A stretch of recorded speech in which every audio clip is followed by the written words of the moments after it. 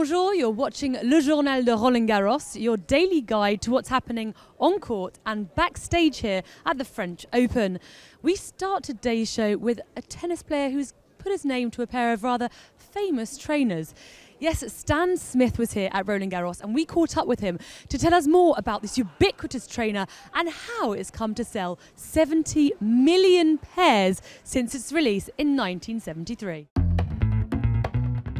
This is one of the great events. It was one of my favorite events. Oh, really? I never won it, but I enjoyed playing here. The food is fantastic. The people are very nice. And my shoe was born in France. It has kind of a French style. Well, it's very chic, and it's very classic, very plain, very pure, and it can go with almost anything, and people seem to like it here. Paris, and to see people wearing it, and obviously most people don't know who I am. They don't even know that I exist. We know who you are. You do.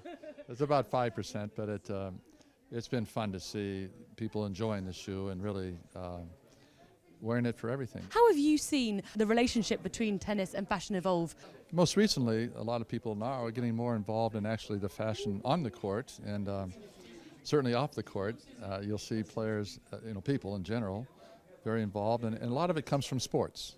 People take the fashion from sports many times, and certainly my shoe has done that. So we are seeing more tennis, kind of a link, with a bit of fashion and the shoe being involved in that. So hopefully people will take that to heart, but they can use that for everything. It's not just tennis, certainly. It was a very high-tech shoe when it first came out, the first leather shoe, and of course now it's really more of a fashion shoe. Did you know that it was originally named after a French tennis player called Robert Hayet? However, Hayet retired just a few years after its release, so they went on the lookout for the international star at the time, who was a certain Mr. Stan Smith. The rest, of course, is history. From one French tennis player to another, the 3 times Roland-Garros champion Mats Wilander analyses the one-handed backhand of Richard Gasquet in technical shot analysis.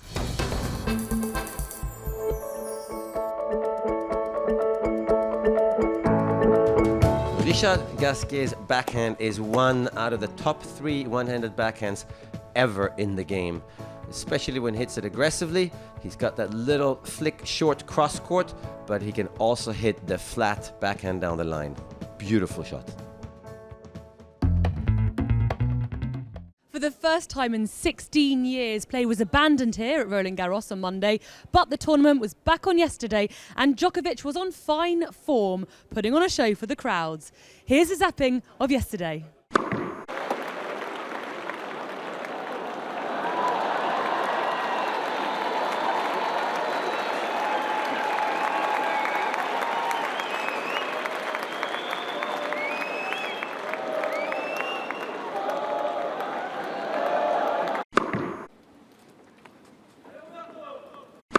No, blush.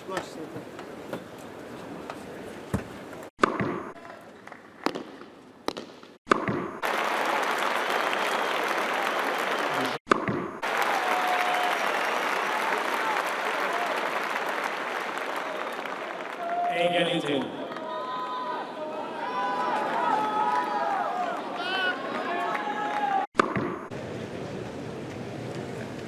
Reprise.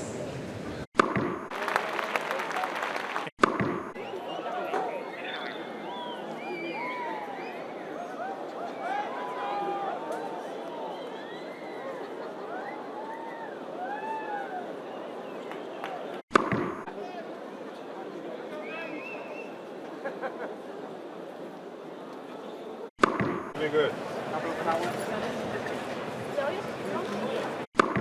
Oh, they don't call him Joker for nothing. From the tennis court to the basketball court, we caught up with the French NBA player Tony Parker, who was in town to watch his compatriot Jo-Wilfried Tsonga play here last week. We asked the San Antonio Spurs point guard some quickfire questions.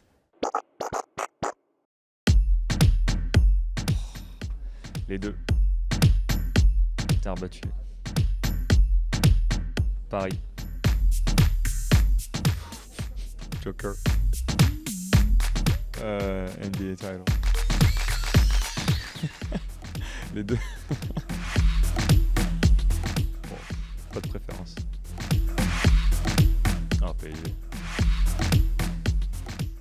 Tellement French, Tony.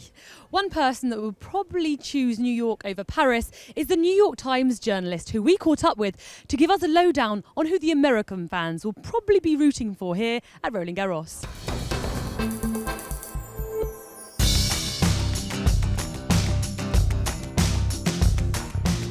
When I started out covering slams was 1989, 1990. There were a lot of dedicated tennis writers, and you'd see a lot of Americans at the Grand Slam tournaments. And over the years, it has steadily stopped and eroded. And frankly, it's because the sport hasn't been as prominent on television and other places. So I think the average person in the country doesn't necessarily understand the game as well as they used to when everybody played. I mean, a lot of kids in the U.S. know who Federer and Nadal and Djokovic are. That's been able to carry the sport, I think, beyond just the flag and the country. And also, I think you have to go for things that are a little bit offbeat. I mean, a good human story is a good human story, whatever it might be, and so that's another way to go at it. For sure, it would be better for us to have a great, American champion on the men's side like Agassi or Sampras or somebody like that. But I have to say that Serena's pretty strong, pretty good, potentially the all-time best player in the women's game. I've been covering her, for 20 years or so, pretty much her whole career. First interviewed her in Venus and Rome, back in the 90s, before she won her first slam. As long as the Williams sisters are around, especially Serena, I think the interest is pretty strong. When they go, it could be tough. Le Journal de Roland-Garros is over for today, but do stay updated on social media. The official Facebook, Twitter, Instagram and Snapchat accounts of Roland-Garros, and of course rolandgarros.com, and join the conversation with hashtag RG16. We'll be back with even more from here at the French Open tomorrow, so au revoir.